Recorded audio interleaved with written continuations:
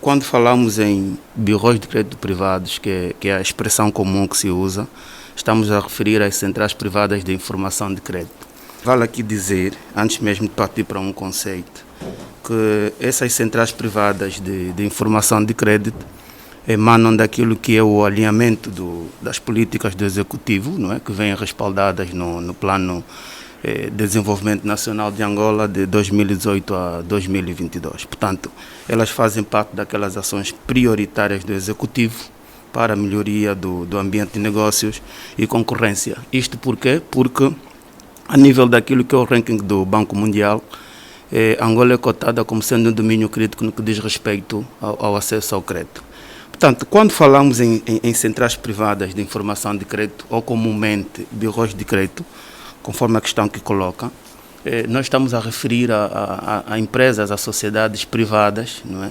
Cuja atividade é exclusiva naquilo que é a coleta, disponibilização de informações referente ao crédito. Ou seja, vamos imaginar naquilo que é uma enorme base de dados, onde nós encontramos informações de distintos tomadores de créditos que dizem respeito quer ao cumprimento, ao incumprimento, solvabilidade, não é? E também essas centrais agregam em si aquilo que nós chamamos serviços, não é, que são acrescentados, no sentido de que nos permite ter uma métrica, nos permite ter ali um scoring que vai definir qual é a conduta deste tomador de crédito quanto à sua capacidade de poder ou não honrar com aquilo que é o pagamento do seu crédito. Portanto, é uma série de serviços e essas centrais, ao entrarem em operação, vão permitir que, para a tomada da decisão para um crédito,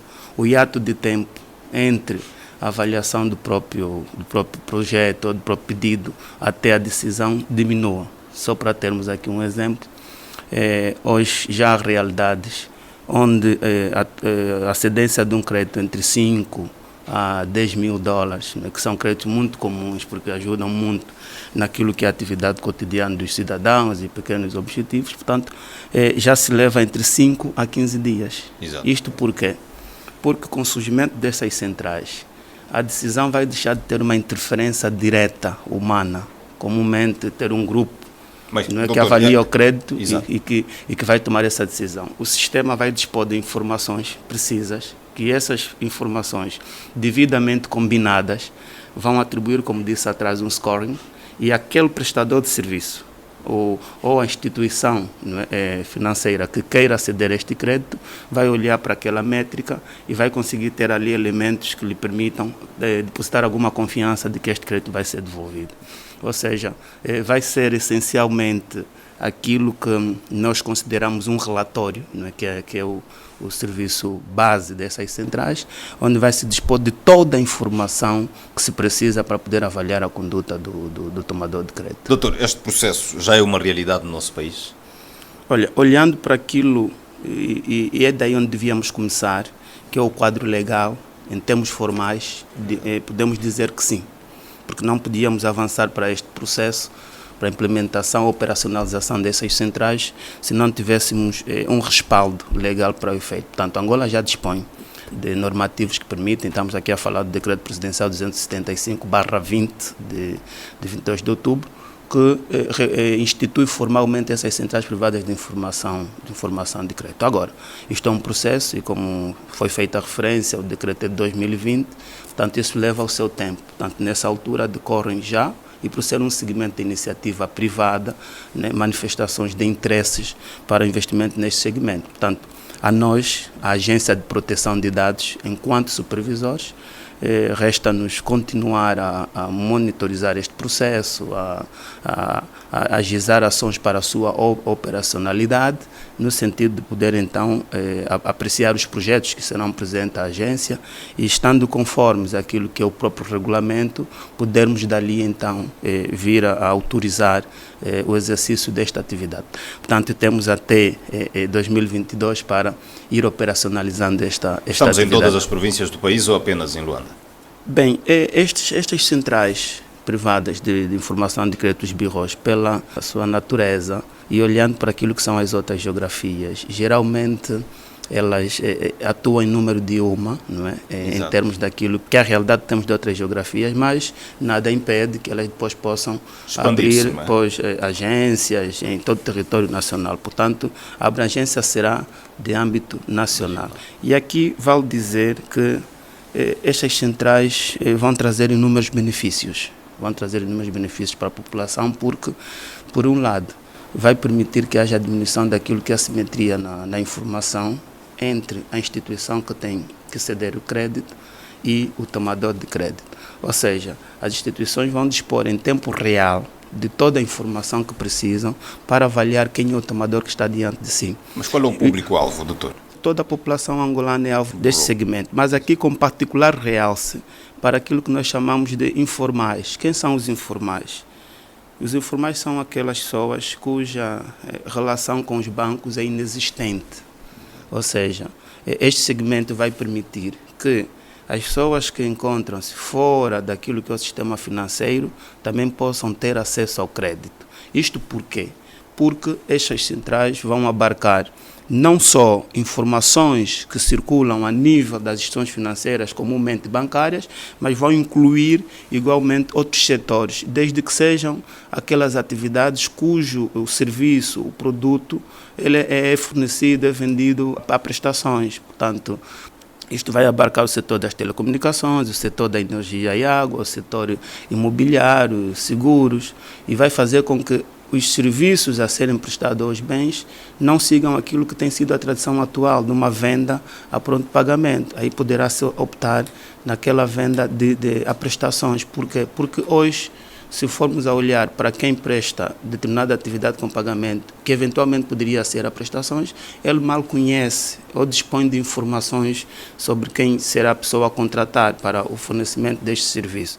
Mas, com o surgimento dessas centrais, ele terá em tempo real acesso a um sistema onde o relatório vai lhe permitir conferir quem é, de facto, este tomador de crédito e ali ele poderá, então, negociar, ceder este crédito sem qualquer reticência. Falamos dos informais. Hoje, se olharmos, grande parte das pessoas, pelo incrível que pareça, ainda não têm contas bancárias, mas todos nós temos um telemóvel. Portanto, por meio dos dados que nós manipulamos e porque muitos usam os telemóveis para fazer determinadas operações que, quando reportadas para essas centrais, podem ser aproveitadas para definir aquilo que é de facto a conduta deste indivíduo quanto a pagamentos, isto pode servir de garantia para que ele receba um determinado crédito. Quais são os métodos, doutores, para termos acesso ao bureau do crédito? Bem, para termos acesso ao bureau de crédito, bastará para o efeito que naquilo que são os contratos a celebrar com qualquer outra instituição que forneça algum serviço de pagamento diferido, nós consintamos primeiro.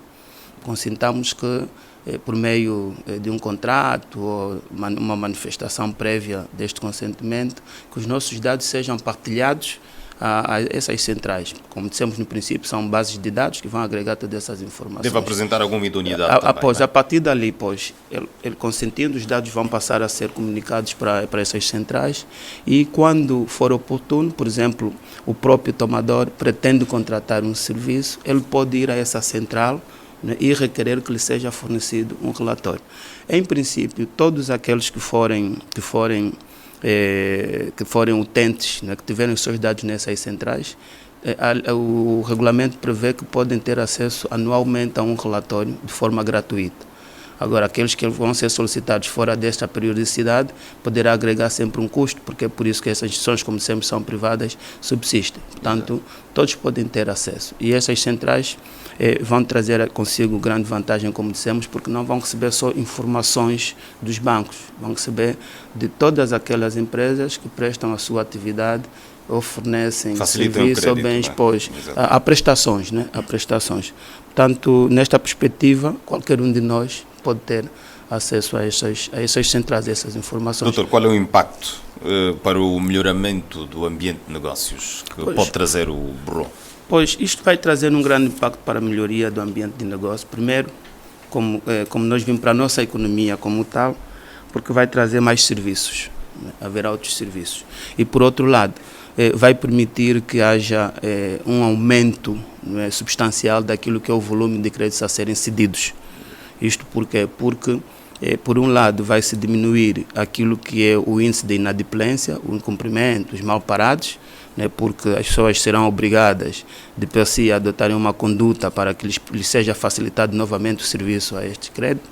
Vai fazer com que haja uma maior inclusão financeira, trazendo, como dissemos, aquelas pessoas informais que estão fora do circuito financeiro, a diminuição de assimetrias entre a instituição credora e os tomadores de crédito. Portanto, poderemos ter estes benefícios. Mais pessoas vão poder aceder ao crédito sem a necessidade de terem que estar vinculados essencialmente a um banco.